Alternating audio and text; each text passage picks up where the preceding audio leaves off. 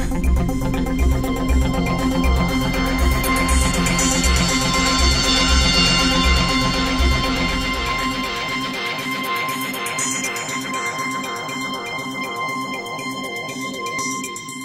few weeks ago I reviewed a little tiny car dash cam, a 720p HD one. I didn't know what to call it at the time, so I called it the smallest car DVR. Now it would have been okay, other than a couple of little things. The first one was it had this strange fault, something to do with the IR filter. You can see it on screen now, where the sun creates this kind of strange effect. Now I am aware it was faulty. I know a few people emailed me to let me know that, but believe it or not, I am aware that it's not supposed to work like this. Anyway, I got a new one. I got the one I kind of wanted to get in the first place. It's the other one here at the top. They look very similar, don't they? The difference with this one, well, it's got a name. It's called the A8, and it records in MOV file format. It says here, anyway, H264, again 720p. The other one used MJPEG, which is what I wasn't really expecting when I got it out of the box. Well, let's have a look what's inside this box. Well, we've got 2.5 meters or 8 foot of wire, the camera itself, and an instruction booklet. So it's rather simple. Let's just have a look at the difference between this camera and the older one. The new one is the one on the left. There's not much to choose between them. There's a few very subtle differences. One says mic and the other one has a picture of a mic. The LEDs are different size on the new one. Of course, the new one's on the top there, and one thing it has on it is this microphone switch. That's the most obvious difference. Now, the pinouts on this cable are different as well, as I found to my cost. Now, you're supposed to wire this directly into your car's 12-volt power supply, and that yellow phono AV out lead is supposed to go into the back of your car stereo head unit. I'm doing it slightly differently. I've wired mine up to a car 12-volt plug by soldering it on, which works fine, and it means I can just take it out of the car easily, because I only do this for testing, of course. I don't have it permanently. I can also use it on this car 12-volt power supply in the house to demonstrate it, and the AV out lead I'm going to put into the back of this mini television that I use for testing purposes. So we've got it all wired up now. Let's see how it works, get it switched on. So I'll turn the power on. The 3 LEDs across the bottom there seem nice and bright. I seem to remember the other camera had rather dull LEDs on it. And there we go, it's powered up and it's recording, and that's the on-screen display that's being fed from the camera itself. Now we'll have a look at the setup menus on this camera, which is something new that this one's got that the other one didn't. We can change the resolution between 720p and 480p. We can change the loop lengths between 1, 2 or 5 minutes. You can have the G sensor to low, medium or high. That's the shock sensor, which will save a file. You can also have the date stamp showing or not showing. And then if we hold down this button and get into the other setup menu, that's where you change the date and time settings. You can pick from a few different languages in here. All these menus look rather familiar. You've seen them in a few cameras. You've got the frequency, and you can format the card in the camera, which is always a good idea to do. And that's the firmware version of mine. Now on screen you can see you've got the loop length, the camera to show it's recording, the amount of space you can fit in it, the resolution, the time and date, the battery power. By the way, it's not got a battery in it, it won't work on battery, it has to be powered from the car. Now let's just start it recording, press that button at the end there. You'll see we've got a red light flashing on the screen. Red is on record, audio is lit up as orange. Now if I slide that switch it goes off, so look, that is on now, orange comes on, so orange means that the audio is recording. As you can see there, that's my hand sort of waving in front of it. Let's put it into playback mode. Notice the green light next to play there, and if we press the orange button, and we can jump between the different things we've recorded. There's only one on this, so we're just jumping between the same one.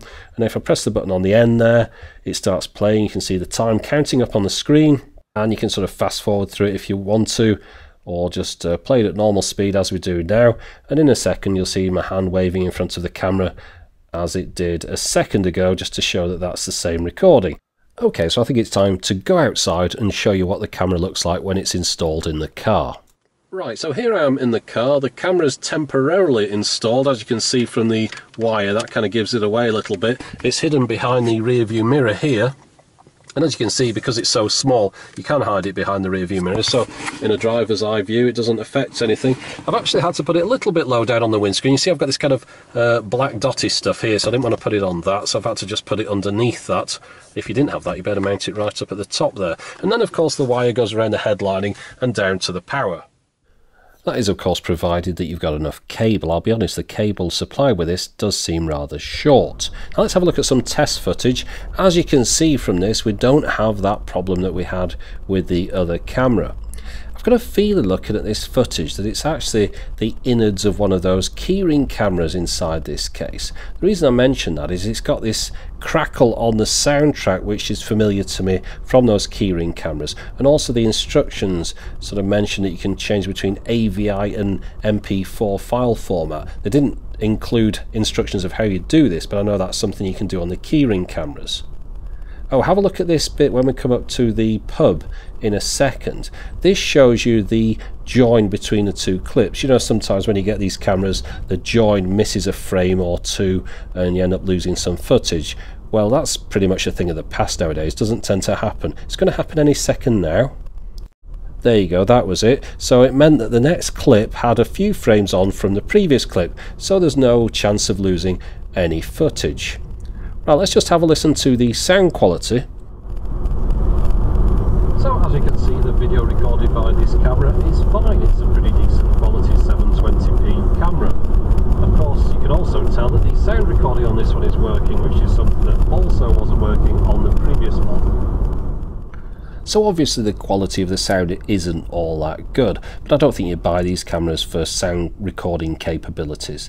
One thing you do buy them for, or people seem to be interested in anyway, is whether or not you can read registration numbers. So have a look at some of the cars on this clip here when I'm in stationary traffic and see if you can read some of the reg numbers. Of course, I'm never too sure whether it's that relevant, because if a car T-bones me from the side now, hits me in the rear, drives at me at 70 miles an hour, glances off the side and bounces off, I'm pretty sure I'm not going to see the reg number, but people seem obsessed with that kind of thing. So there you go, there's a reg number.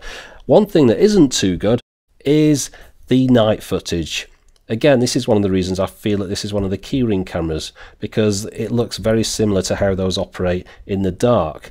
That is not particularly well. There are obviously some of the keyring cameras are alright, but I'm talking about these sort of earlier ones here, maybe the number 11 for example.